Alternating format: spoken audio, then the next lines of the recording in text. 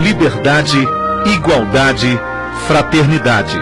Desde que se instalou no Brasil há mais de 2 séculos, o ideal maçônico vem atraindo brasileiros que trabalham para a construção de um país forte e soberano. Foi assim na luta contra o domínio colonial, contra a escravidão, contra os regimes que cerceiam a liberdade. Ao longo do tempo, a história dos maçons confunde-se com a própria história do país. A maçonaria é uma instituição essencialmente iniciática, filosófica, progressista, filantrópica e evolucionista. Proclama a prevalência do espírito sobre a matéria. Pugna pelo aperfeiçoamento moral, intelectual e social da humanidade, por meio do cumprimento inflexível do dever, da prática desinteressada da beneficência e da investigação constante da verdade. Seus fins supremos são liberdade, igualdade e fraternidade. As primeiras lojas maçônicas no Brasil foram criadas na passagem do século XVIII para o século XIX, ainda no período colonial. Em 1822, quando se intensifica a campanha pela independência do país, surge no Rio de Janeiro a primeira obediência brasileira, o Grande Oriente Brasiliano, ou Brasílico.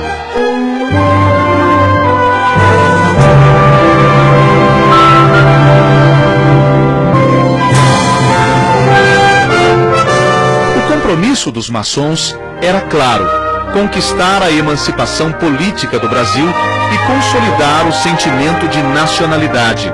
À frente do movimento estavam líderes políticos, ministros do reino e o próprio príncipe regente.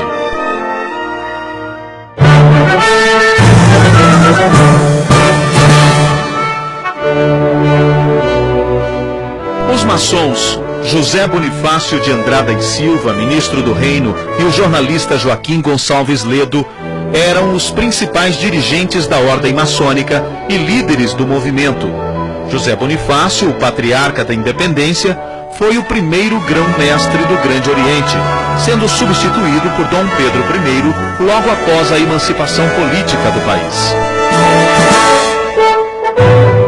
Independente de Portugal, a ex-colônia luta para afirmar-se perante as outras nações. O imperador e grão-mestre vê-se impelido a suspender oficialmente as sessões da obediência maçônica. Em 1831, quando Dom Pedro I abdica do trono em favor do filho e retorna a Portugal, os maçons continuam as atividades. Em outubro, é reconstituído o Grande Oriente. Um manifesto aos maçons de todo o país e às obediências estrangeiras anuncia a retomada dos trabalhos com força e vigor. Com o imperador Dom Pedro II, ainda criança, regentes governam o Brasil. O período regencial apresenta clara efervescência, com revoltas e movimentos separatistas eclodindo por todo o país. Maçons de destaque, como o padre Diogo Antônio Feijó, buscam manter a nação unida.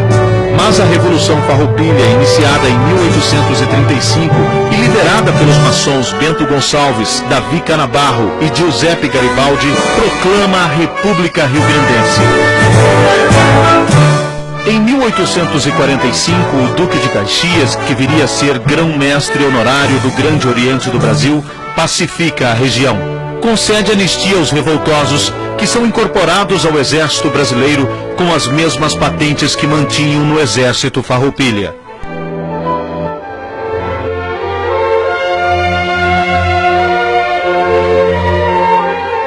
Eusébio de Queiroz, mentor da lei que extinguiu o tráfico de escravos em 1850, era maçom.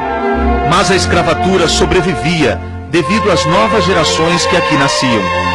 21 anos depois, A lei do ventre livre, que declarava libertas as crianças nascidas de escravas, foi idealizada pelo Visconde do Rio Branco, chefe do gabinete ministerial do Império e grão-mestre do Grande Oriente do Brasil. Neste período, os maçons angariavam fundos em suas lojas para comprar e alforriar os escravos. O ideal de liberdade foi atingido com a abolição da escravatura em 13 de maio de 1888, data da assinatura da Lei Áurea pela princesa Isabel, sob forte influência do maçom José do Patrocínio.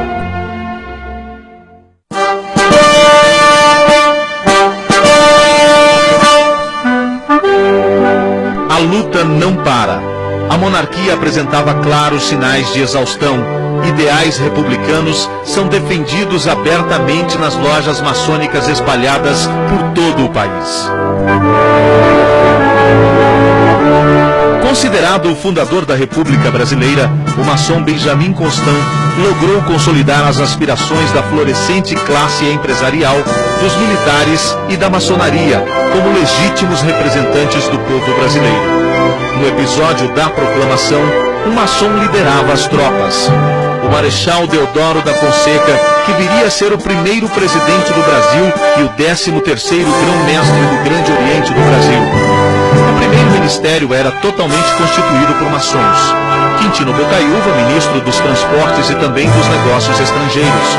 Benjamin Constant, ministro da Guerra, da Instrução Pública e dirigente dos Correios e Telégrafos. Rui Barbosa, ministro da Fazenda. Campos Salles, ministro da Justiça. Almirante Eduardo Vandenkolk, ministro da Marinha. Aristides Lobo, ministro do Interior. Demétrio Ribeiro, ministro da Agricultura, Comércio e Obras Públicas. Nos primeiros 40 anos da República, foi marcante a participação dos maçons na evolução da política nacional. Além de Deodoro da Fonseca, foram maçons os presidentes Floriano Peixoto, Prudente de Moraes, Campos Salles, Marechal Hermes da Fonseca, Nilo Peçanha, Delfim Moreira, Washington Luiz, Venceslau Braz, Café Filho, Nereu Ramos, mais recentemente, Jânio da Silva Quadros.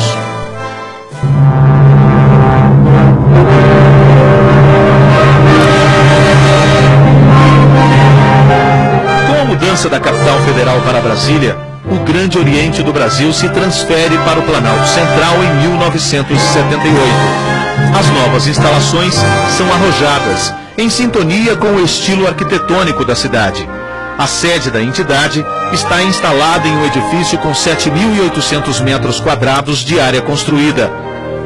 Com mais de 2.000 lojas, cerca de 63 mil obreiros ativos e reconhecido por mais de 200 obediências regulares do mundo, o Grande Oriente do Brasil é hoje a maior obediência maçônica do mundo latino, mantendo viva a chama dos ideais maçônicos. O Grande Oriente do Brasil sempre esteve presente nas ações sociais. Em 1983, preocupado com a formação da juventude brasileira, foi criada a Ação Paramaçônica Juvenil. A Ação Paramaçônica Juvenil é uma instituição para rapazes e moças, filhos ou não de maçons. Esta instituição é voltada para a prática e a difusão dos valores sociais e morais importantes na formação da cidadania. As esposas dos maçons estão presentes e atuantes na Fraternidade Cruzeiro do Sul, uma instituição de cunho assistencial que tem por princípios gerais a defesa dos deveres essenciais condizentes com o amor à família, dedicação à comunidade, a livre manifestação do pensamento, a promoção do reconhecimento e da defesa dos direitos universais da mulher.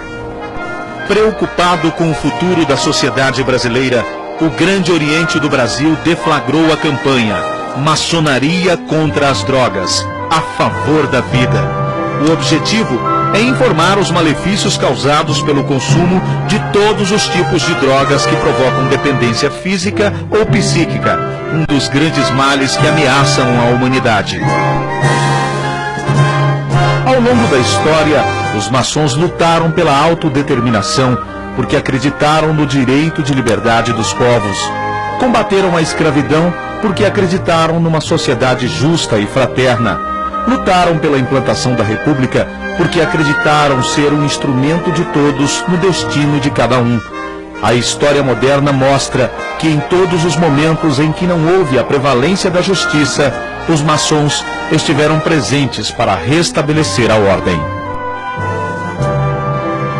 Os maçons da atualidade, inspirados no exemplo de seus antepassados e sustentando os deveres essenciais de amor à família, devotamento à pátria e obediência à lei, prosseguem em sua máxima: liberdade, igualdade e fraternidade.